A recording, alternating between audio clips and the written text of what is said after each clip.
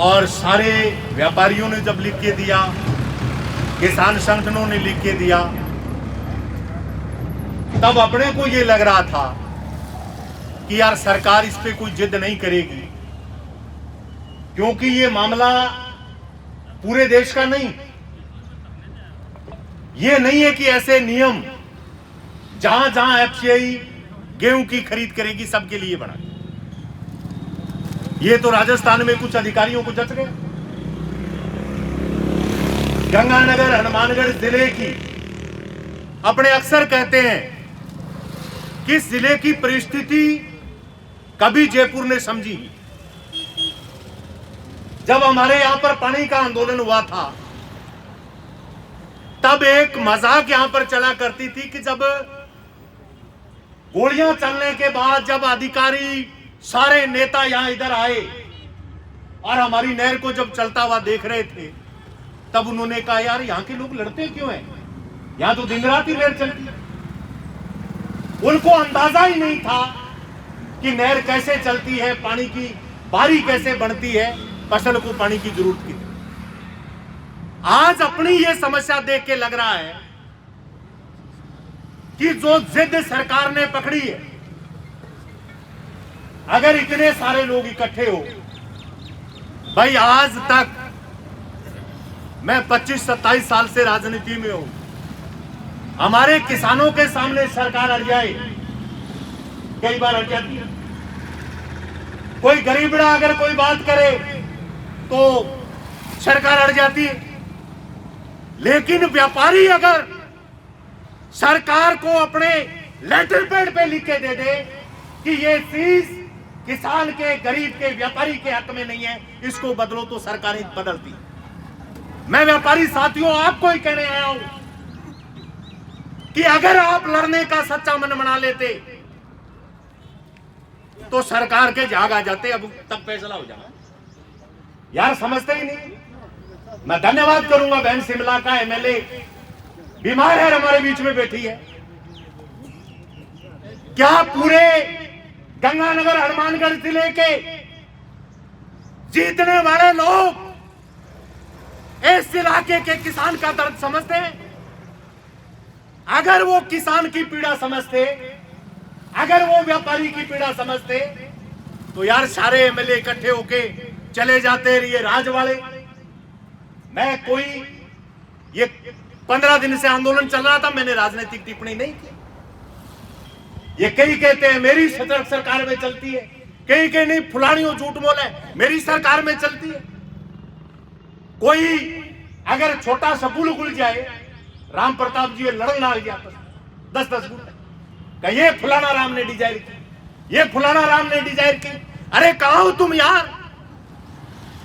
कोई रूटीन का अगर काम हो गया, तुम सारे पत्र वायरल करते हो, फोटो खिंचाते हो, और आज तुम इस सबक पे, इस बात के समस्या के ऊपर बोल नहीं रहे हो। साथियों, हमने तो पहले दिन ही कहा था कि आपके दर्द को सबसे पहले हमने समझा। हमने कार्यालयों पे ज्ञापन दिया, हमने एडीएम पे धरना दिया, और आज आपको कह रहे हैं कि आप अगर नियत से व्यापार मंडल प्रोग्राम बनाओ, अरे हम घोषणा कर देते।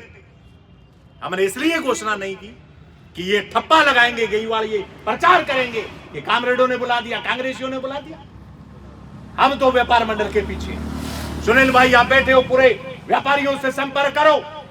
अरे जिस किसान की ट्राली खड़ी है भरी, जिसका नंबर है वो रुका हुआ है, आपकी तरफ देख रहा है कि आप निर्णय क्या करोगे, वो हमारी तरफ देख रहा है कि यार हमारे लोगों ने समर्थन कर रहा है, हमारे लिए लड़ रहे हैं। ये बंद होगी मंडियां। ये आज की गेम की बात नहीं है मित्रों। कुछ लोगों के रंजिश से आज भी दिमाग में कि जब मंडियां बंद करने का कानून लेके आ रहे थे, ये सारे इकट्ठे होके हमको नाक रगड़वा के कानून वापिस करवा दिए। ये प्रोग्राम वो है, ये प्रोग्राम बड़ा लंबा चौड़ा है।